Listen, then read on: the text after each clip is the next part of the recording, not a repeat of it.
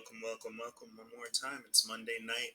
The main event is going on. Six-man tag with the Judgment Day versus Jey Uso, um, Ricochet, and Andrade in the background. But the draft is wrapped up, except on social media. So I'm giving you my thoughts on what happened on TV. Sports Frenzy podcast, Draft Night 2 recap. Damage Control is on Raw now. Good for them. Glad to see them back on that show. Imperium is still a thing, minus Vinci. That's going to be interesting to see if they bring another person in at some point, or if it's just the two of them going forward.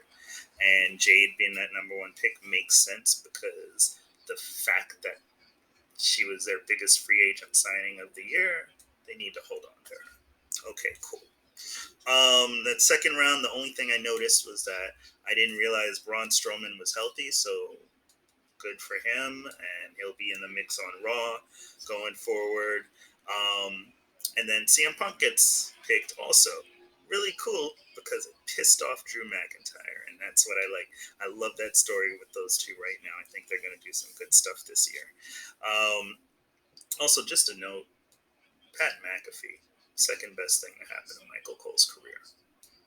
First best thing is Vince getting off the damn earpiece. But I digress. APA hosted the third round, and LWO is on Raw now. Legado del Fantasma is on SmackDown. Okay, cool. They finally take Drew. There's a cat and mouse game with him and Punk through the part of the second hour of the show. That was good. Shinsuke Nakamura needs to be back on SmackDown. He needs to change the scenery. He just kind of faded into the mix on Raw.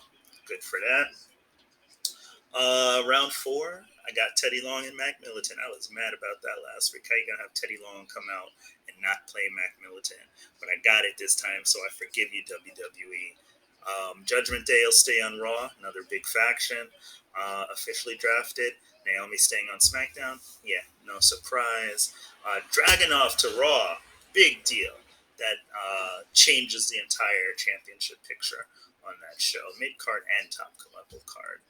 Chelsea and Piper Niven to SmackDown. That's good. While the Raw Women's Tag Team Champions are on Raw now, they're on both shows. So that's not it. I'm thinking of those interactions backstage and between the other wrestlers. That Chelsea Green is just a treasure right now. Dudley's came back, and New Day stays on Raw. Cool. Pretty Deadly stays on SmackDown. Cool. No shock. Valkyria, so joyful seeing her get picked to Raw.